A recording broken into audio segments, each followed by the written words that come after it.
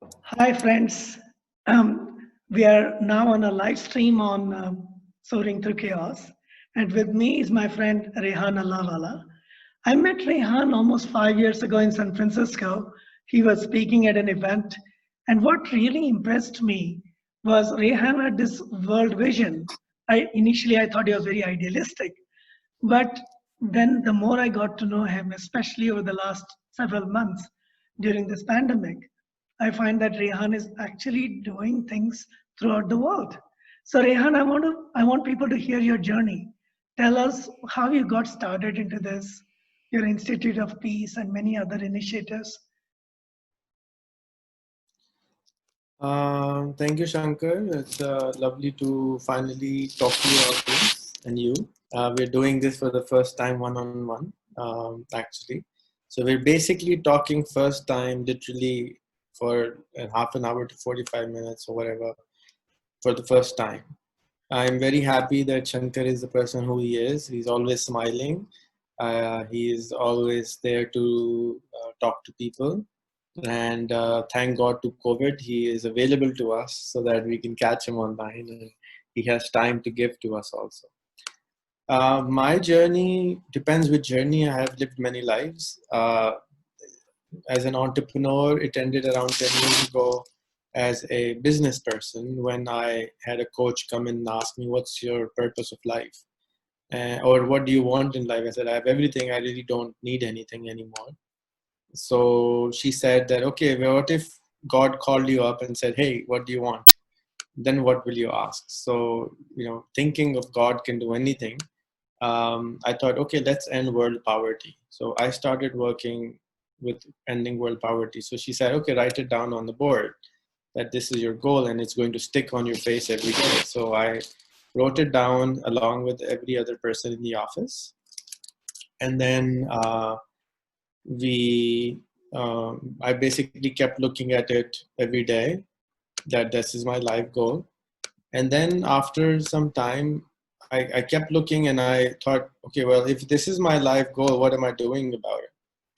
So I wasn't really doing anything about my life goal. So then I started thinking, what can I actually do about my life goal? So I thought, okay, I'm an entrepreneur. I come from a .com background. I should help at least 1 million people start their business. So I wrote it down. Okay, I'll start by teaching entrepreneurship. And I started teaching. I didn't have a lot of money. I was fine. I was doing good, but I wasn't Bill Gates of any kind. So I started teaching on YouTube what I knew. And I still think I'm still doing the same thing. My audience changed from 5,000 friends on Facebook and maybe 1,000 friends, followers to now around 2 million people on Facebook in the last 10 years. That has changed. And Facebook has grown, YouTube has grown, social media has grown. So I have been able to reach out to more people.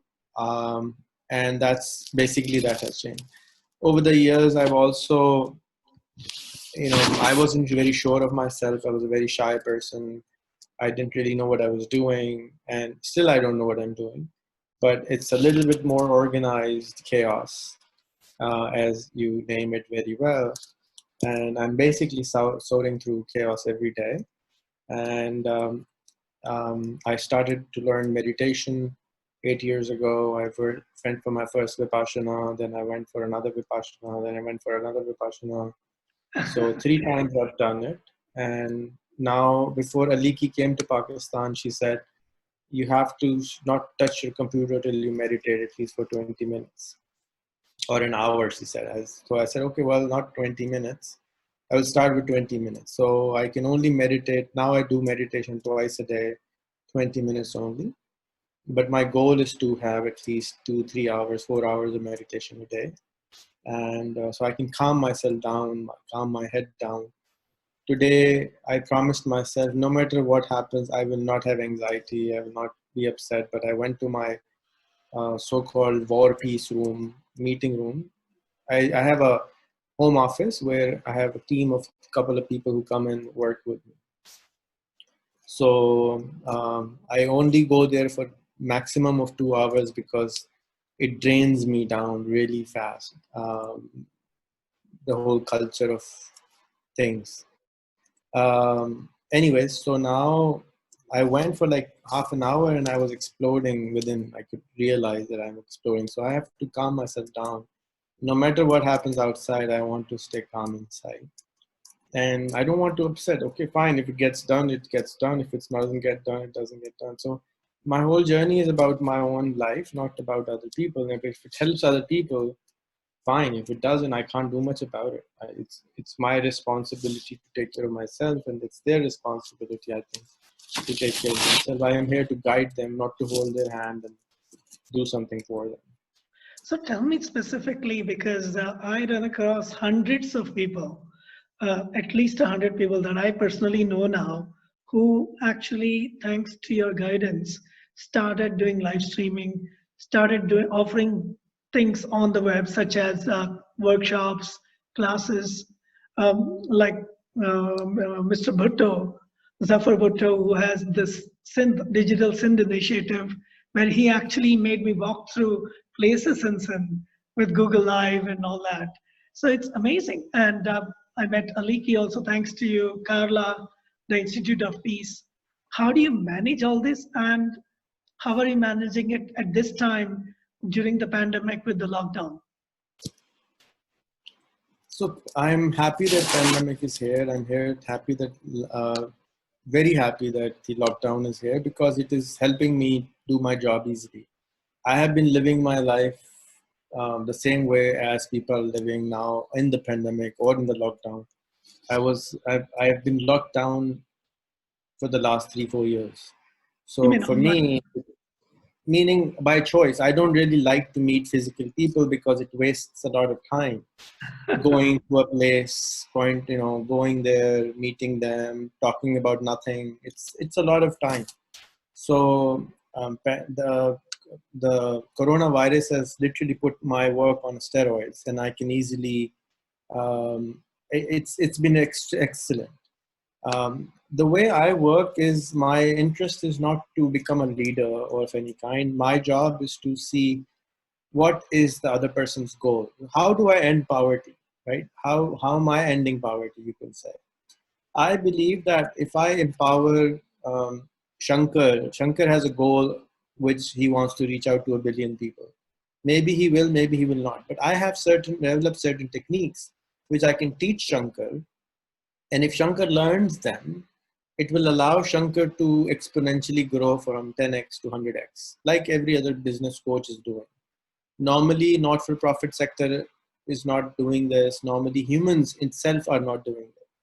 So I have found by an accident process which allows people to get on steroids, literally by changing their mindset. So you might have heard of this theory that if you have 5 friends who are millionaires and you are the sixth one, you will eventually become the sixth millionaire.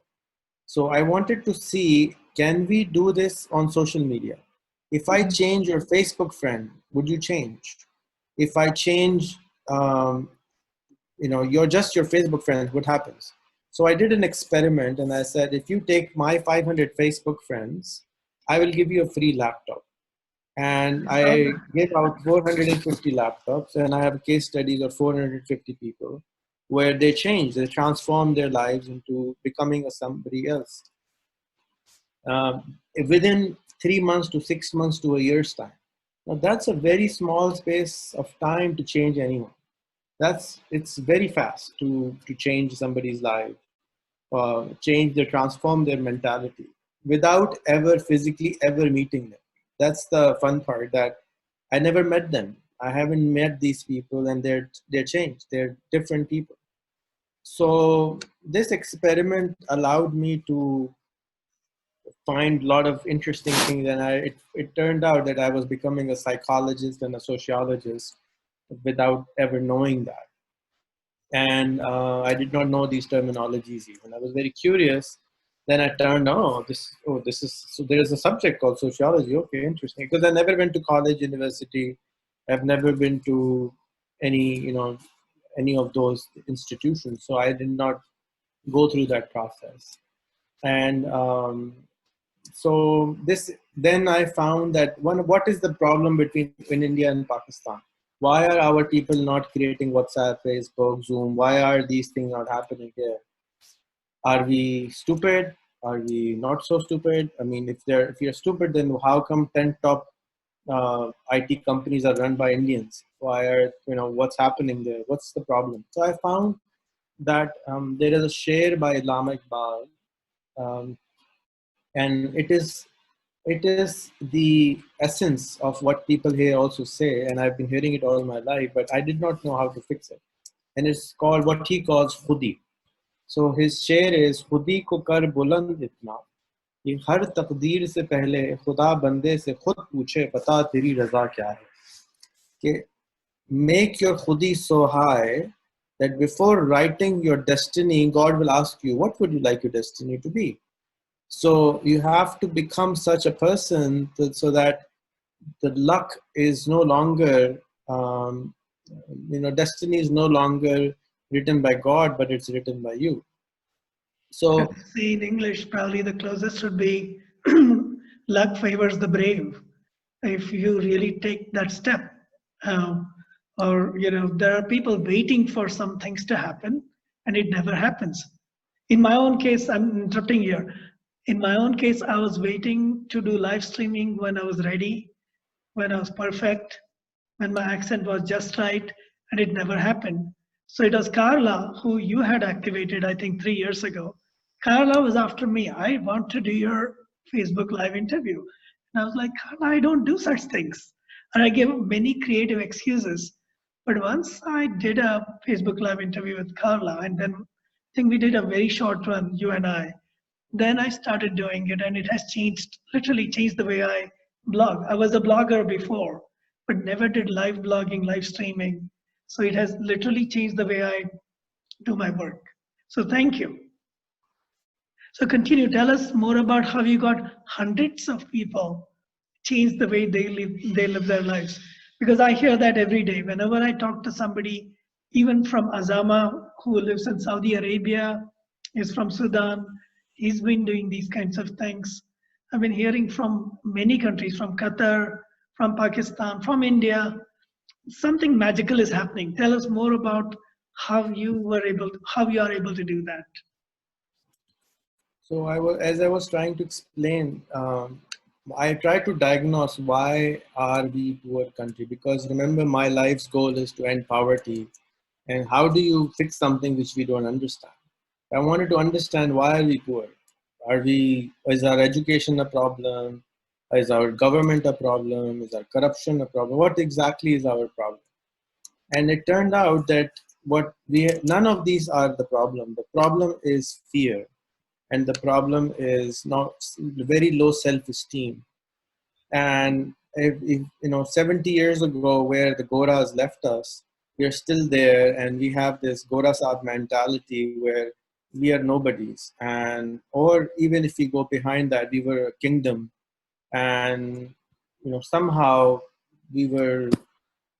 somehow we were not believing in ourselves. And that's not just India and Pakistan, but it's everywhere, except in Silicon Valley, it's at of a little higher percentage. America in general, mothers are, very encouraging. And in Silicon Valley, people are even more encouraging and very giving. So that is why Silicon Valley it became the way it is. So I wanted to understand what's happening, why are we failing, why are we not trying to fix. And then I did the experiment, and then one of the person who won a laptop um, told me that put a girl's photo and added 500 Facebook friends, and then said, "Give me a laptop." So we were not sure if he's a girl or a boy. So we said, "Okay, unless you come to on a video call on Zoom, we will not give you a laptop." So, but she still didn't come. And then we made it mandatory for everyone to give it's an interview. And then I saw that when you give an interview, something was happening. So then I made it compulsory. Now we have to, before we give a laptop, a person has to take 20 interviews. So I saw that what 500 friends were doing, something even faster was happening by taking 20 interviews because you are fighting your own ego, your own ideas. Years. Yeah. Last night, well, yesterday, finally, I convinced my mom agreed to do a Facebook Live with me. So I made a post about it, and I posted it on my Facebook that tomorrow I will be live with my mother. What would you like to ask? Today, when I woke up, I got a very, very interesting message from my mother. What have you done? People will ask me so difficult question. What will I do? And, and that is the fear of going live. That's a very, very fundamental of fear. We are conquering our own fear. Similar fears we have before getting married, before going to a new institution, before meeting somebody new, before starting a job, before starting a startup. Everything we do in our life, there is a thing called fear, which is stopping us from doing anything new. So I found that when you start talking on Facebook Live with someone, that fear starts to go away. You become and then I started introducing different formulas. So for example, now if somebody is doing an interview for us, they can no longer speak more than 10%. So if it's a half an hour interview, if you spoke more than 3%, three minutes, you're out. You have to become a good listener, not a good talker. Then by doing these interviews, they became better at communicating their own problems to the other person. They became better listeners, they became better observers, they were being educated by these people. And my plan is that the reason, again, in Pakistan, let's start with Pakistan. 70% of Pakistan's land is empty. We have 250 million human beings. We have an abundance of water. We have abundance of beautiful weather. We have abundance of sunlight. We have abundance of wealth within our country. But because all these things are not talking to each other, things are not happening. So we have empty land and people doing nothing, sun doing nothing, money doing nothing. So what if we connected all those dots together and things should start moving? But why isn't it connecting itself? So there is a reason. It's a lack of trust. And trust is the fundamentals of two humans working together or doing something together. When you do an interview with somebody for half an hour, you build trust with them and you see for yourself what happens. So by building, so I have now hired around 10 people and I'm hiring 10 more people who I pay every day for interviewing other people, because including Carla.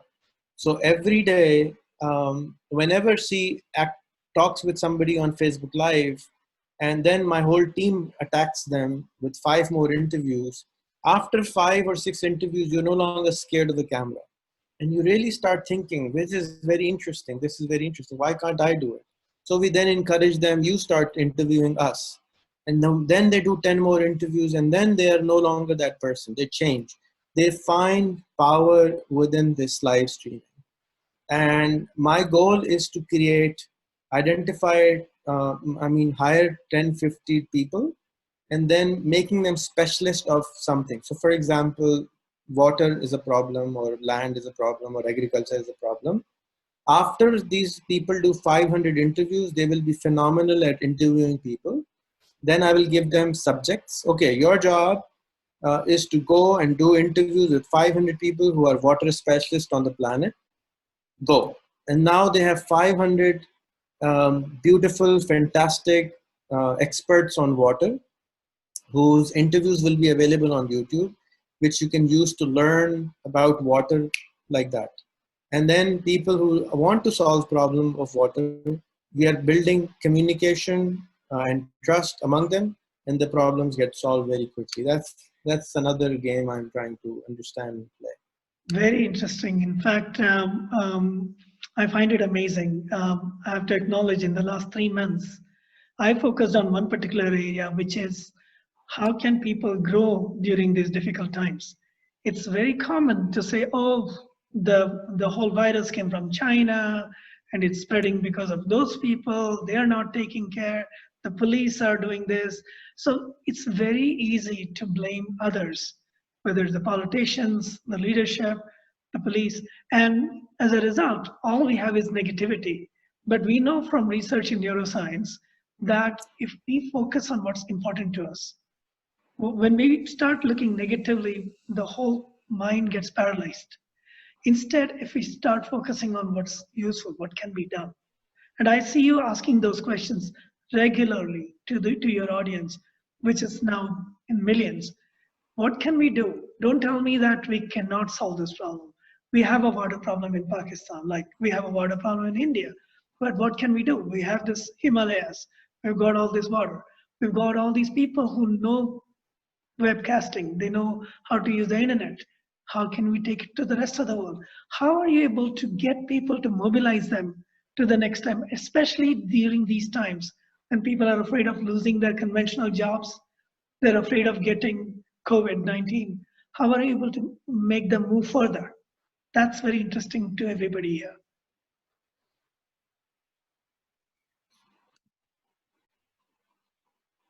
So I'm happy you're doing that, and I will now start sending you people No, I'm actually asking you, how are you able to get these people continue to, who are interested in that subject. because it's easy for people to get It's a distracted very and say, I cannot do it. valid subject.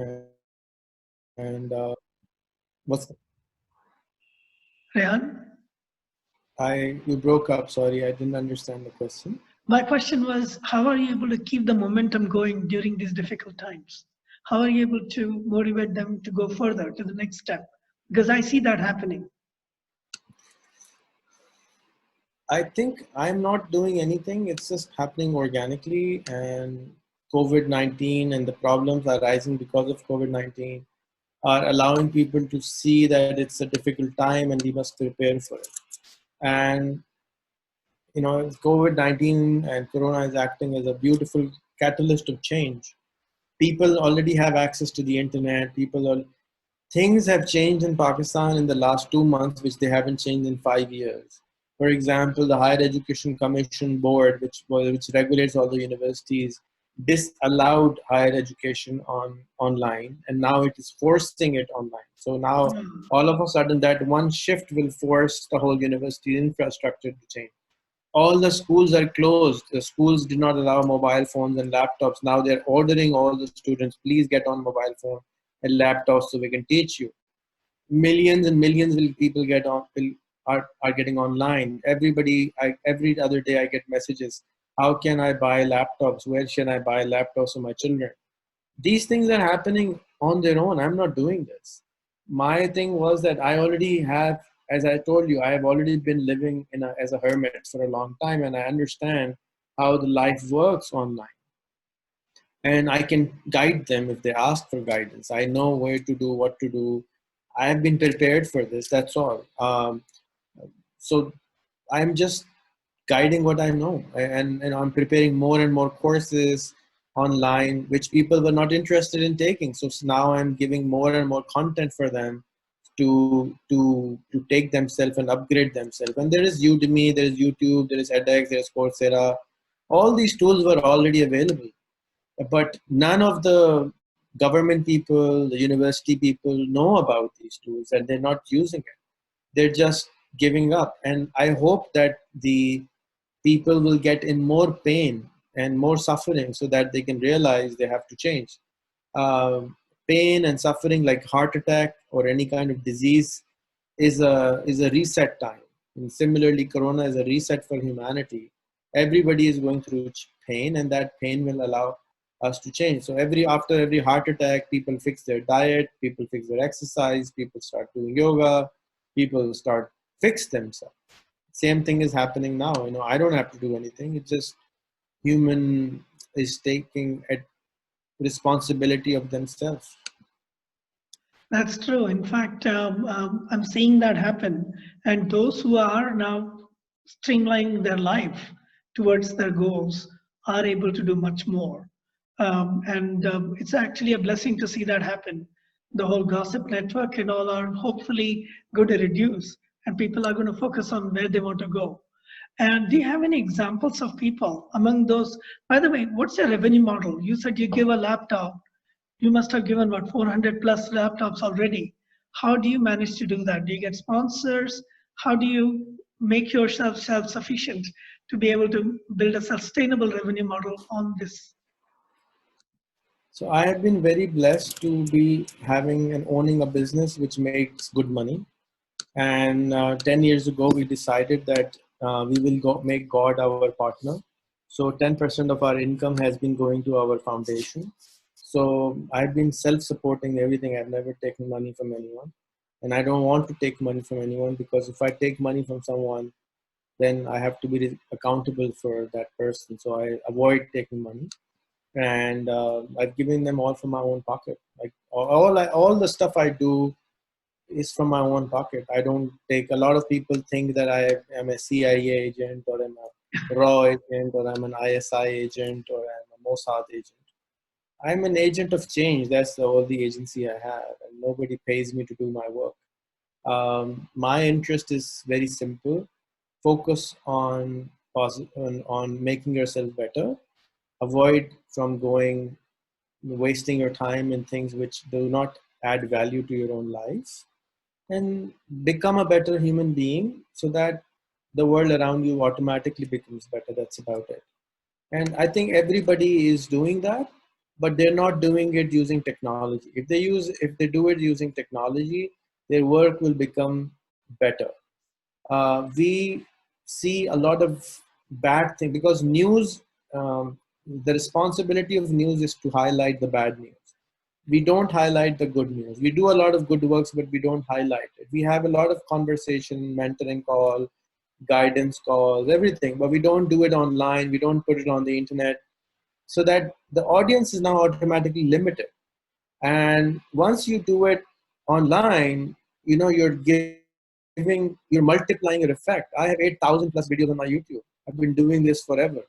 So you can go and search for them. I can die and I will still be teaching. My content is still archived. I don't have to do it over and over. Now people ask me for something, I just send them a video or a course or book or something which I've already done over the years and years and years. So now I have, like when Aliki came, I was hoping to make more courses, more advanced courses, because when I started working, my first book was What is Internet? People did not understand what internet is, what it can do for them. And it's a very small booklet. And when people compliment me on my work, I'm very sad, because it shows me that how much more work I have to do.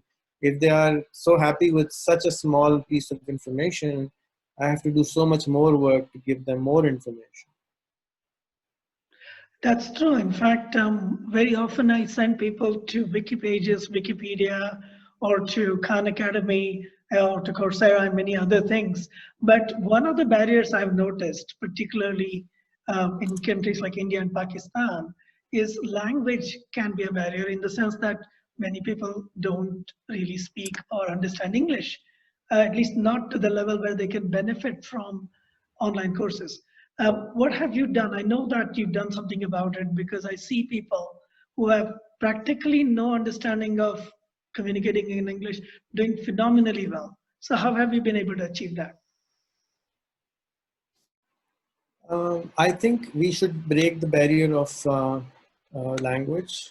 I know Alexander the Great even wanted to have one language so that for the world, so that there could be less misunderstanding.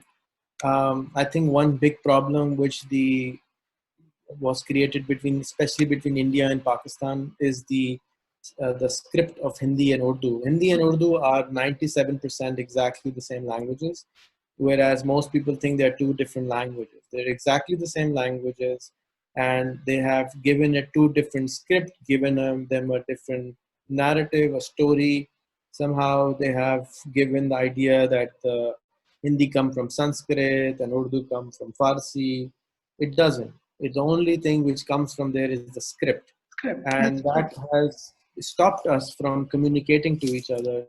That has stopped us from consuming Hindi content, Indians to consume Pakistani content, because we cannot read what they're saying. And that creates more confusion. And that's where Carla came in. And when I met Carla, she wasn't an English teacher. Her goal was not to teach 2 billion people. She was a old woman just doing 2 minutes a day video somehow. And I saw, what is this old woman doing? No old woman is wearing normally an iWatch and sitting on an iMac and doing videos. What kind of woman is this one?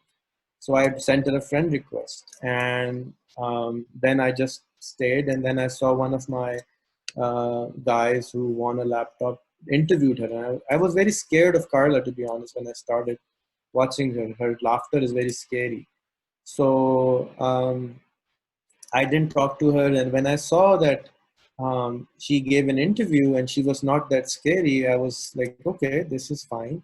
Maybe I can talk to her. I started saying hello and hi, and then um, I got her to do more interviews. I mean, give more interviews, get her online more, encouraged her to do all this. And then a year passed. And then I have been trying to work on Palestine-Israel issue for like 10 years now. And I have not been able to make much headways with them because they don't trust anyone. So I said, okay, fine. They don't trust us. Would you like to learn English? I asked them, what would you like us to do? They said, we want to learn English. So I asked a few people. One of the girls is in Punjab, India, and Carla and others who were saying we can teach them. I just asked everything I asked on my Facebook. Who would like to help me with this? So she said, maybe I can do it. So we just did 1 and 2 and 3. And she said, I'm not in English. She said, I said, you don't have to. Just build them confidence. The problem is not English. The problem is the confidence. The problem is that they're scared of English. That is why they don't speak English. No child is scared of anything. That's why they learn everything. But people who are older are scared of everything, especially in our Yes, in our cultures, that's much more common. countries where I think there's a slowdown it somewhere. doesn't work and that doesn't work. We're scared of. Yeah, my net got disconnected, so I'm back. You're back. You're back. I can hear you now. Yeah. So, in fact, one of the things we noticed, I also got asked the same question. Before you tell us about entrepreneurship and all those complicated things, can you just teach us basic English? So initially we said, okay, you can talk in Hindi, Urdu, English, anything you like, because as you correctly pointed out, Rehan, many people think Hindi and Urdu are completely distinct languages, which they are not. If you sing qawwalis, if you sing ghazals, you're singing both, and that's true about even most Bollywood movies. But as we started talking to them, we found that they love music. So we started the show with Mariam and a few others called Music That Inspires You. And literally hundreds of people came from more than a dozen countries. And they shared their music. From Brazil, we had people singing in Portuguese, and from Mexico in Espanol, and from Sudan and all that. They all got together. The biggest shift, and we never talked about this because it just spontaneously happened, was when people are listening to their own favorite music, when they're talking about what they're passionate about, fear just disappears. And before they knew it, we had like one Priyanka from Bombay. She had never spoken in public in English. And she used to describe Marathi songs, what she likes about it, why is it important, how her mother used to sing it as a lullaby and all that. So it was magical. So I completely agree with you. This language barrier is a big one. Music breaks it to a certain extent. To be able to be fluent in front of thousands of people is a huge barrier for a lot of people. So tell me more, because you had gone offline, so I started. So tell me more about your journey. So after a year and a half passed of Carla's journey, I asked her again what you want to do. So I helped her make her life goal, and I made a suggestion. Let's make a big crazy goal. So why not teach 2 billion people basic English? So she said, okay, I don't mind. And that's something I really love about her, that she's a big risk taker. She's thinks and she said, okay, I'll do it. She's not scared of things to do. She thinks and she does it. And she's very punctual at everything. So she has never been absent in almost 2 years.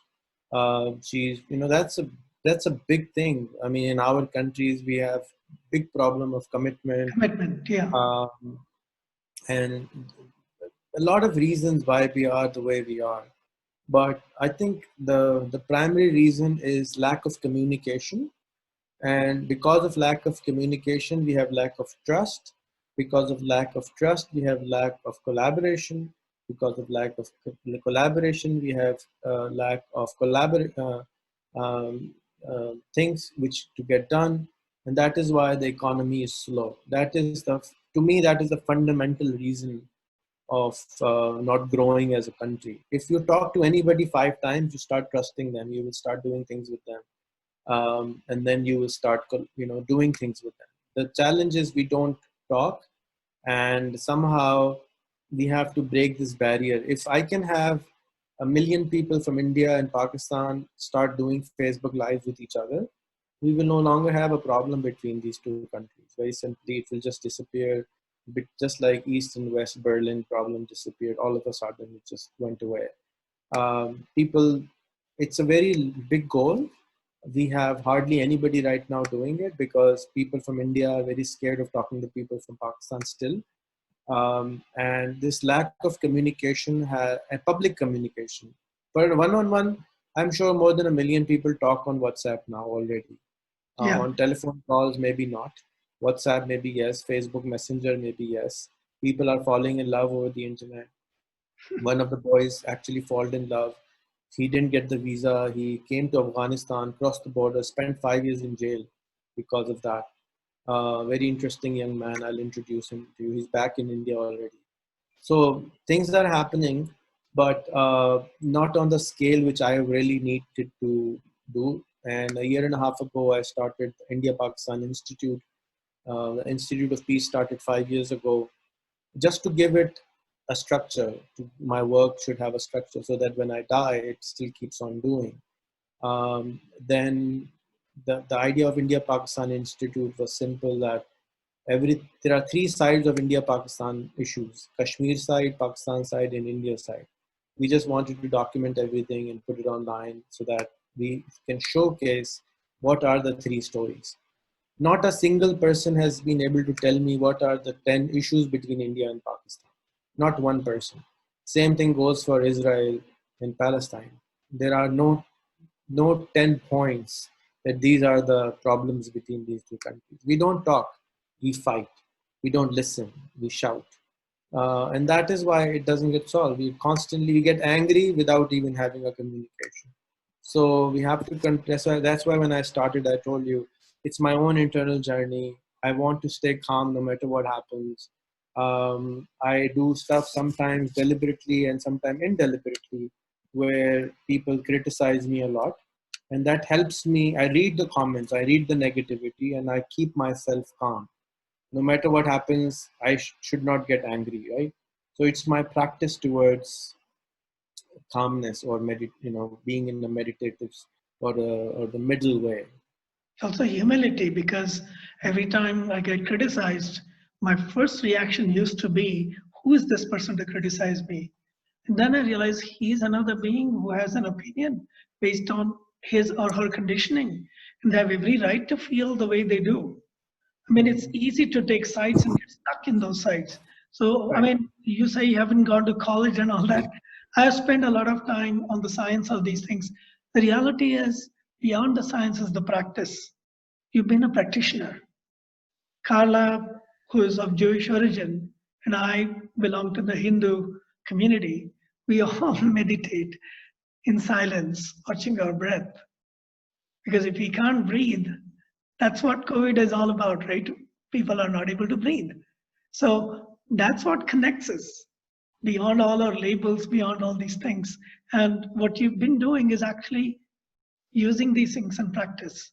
And I'm so grateful you've been doing that. The last few interviews I had were with neuroscientists from places like Stanford and Berkeley. They're doing amazing work. But because you're living your life that way, people trust you. At least the people of Pakistan and people of dozens of countries who have been working with you trust you, because there's no dissonance between what you're doing and what you're saying. So that's really shukriya. Thank you for that. And do you have any other suggestions? I think what you've been saying is exactly what you've been doing. Do you have any other suggestions on how people can break that barrier in their own life? How they can, whether it's going online, taking up initiatives, how they can do it? Do you have any other things you haven't said yet? So I've made a small little course based on my findings on how to overcome or how to get from A to Z. And in order to eat an elephant or in order to eat a dinosaur, eat it one piece at a time. So if you are afraid of anything, for example, right now we have Noman who is have a lot of anxiety in starting a problem. People get into this emotional state. They have anxiety, they have anger, they have hatred, they have all kinds of these issues of emotional state, which disallows them to move from A to B, B to C, C to D, D to E. So what I have done is I have created a process, which is all on Facebook, to help them get from A to Z, and I help them get from A to, say, F. When they get to F, then I hold their hand and I take them to the next character and the next character and the next character. The step one is go to my friend list and add 25 new Facebook friends. That's the step number one. First of all, you have to introduce yourself to me in 2 lines. Write a precise, concise introduction of yourself in 40 to 50 words. Who are you? Then go out there, introduce yourself, and those new 25 friends should not be from your own country. They should be foreigners.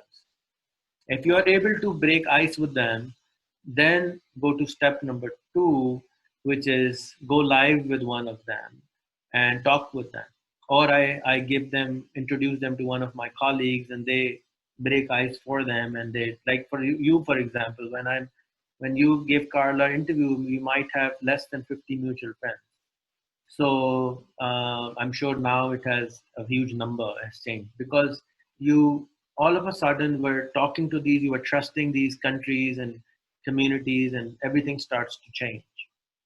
And there's a lot of mistrust in the planet. That is why it is not working the way it should work. Step 3 is simple again.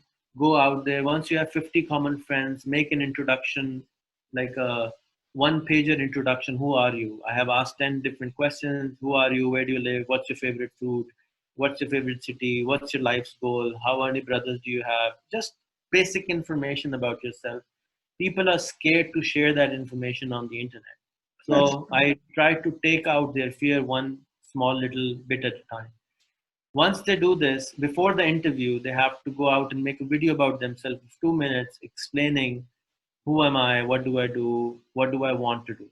Once they get over the fear of speaking on the video, which a lot of people have, then I give them interviews and I ask them to add 300 more friends of mine. If they do 20 interviews and they do 500 mutual friends, they're no longer the same person which they started the journey on. And all of a sudden, slowly, they become the change makers which you see are on the path. After this 500 friends and 20 interviews, I have another video which I tell them, watch this, make a life plan, life goal, 20 years plan, 50-year plan, and then change your name accordingly. So if Shankar is peace wala or meditation wala or training wala, show that you are serious about it, because lack of commitment is a big problem in our country. So I request them, change your name, go to the extent of changing your name on social media and become the person you want to really become in the world. And if you are able to do that, I will personally sit down with you for an hour and mentor you and guide you what to do and introduce you to my real Facebook friends who I really know can help you, not to just anonymous people. And there is a lot of power in randomness. When we go in, a lot of people are upset. Oh, how can I just connect with anyone? Did we select our parents? Did we select our grandparents? Did we select the children we sat with in our school and high school and college and university? No, we didn't choose all this. This is all random. And universe has its own power in randomness. There is no such thing as randomness. Everything is planned. So this randomness is creating very interesting synchronicity in things. And when they indulge themselves into this path, there is a very interesting saying by Rumi that when you walk on the path appears. You will start seeing wonders to happen for you. And this has leaded me, I think our time is ending. This has leaded me into last year creating another organization called PAUSA, which is People's Union of Southeast Asia, which is our version of SAARC, Southeast Asian Alliance. And I tried to work with them for the last 10 years, didn't get anywhere. So I said, okay, fine, we'll try to create our own new structure parallel to it. Whatever we can get done from SAARC, that's fantastic. Otherwise, we'll do it ourselves. And then we create another one called Planet Union. And the Planet Union is a United Nations version of our own, where we want to create ambassadors and peace workers and collaborators and communicators. The first step in my philosophy is communication. Talk to people, listen to people. Once you become a better listener, then and you calm yourself down, then you can solve a problem. Till that time, you're just shouting and screaming, and it's not going to solve anything. Wow, wow. You've given so many, I mean, I would say deep insights based on your own life and what you've been doing. And I'm really grateful about that. There are lots, I'm very tempted to give lots of references on this, but the real reference is trying it out. There are many authors like Dale Carnegie who talked about it.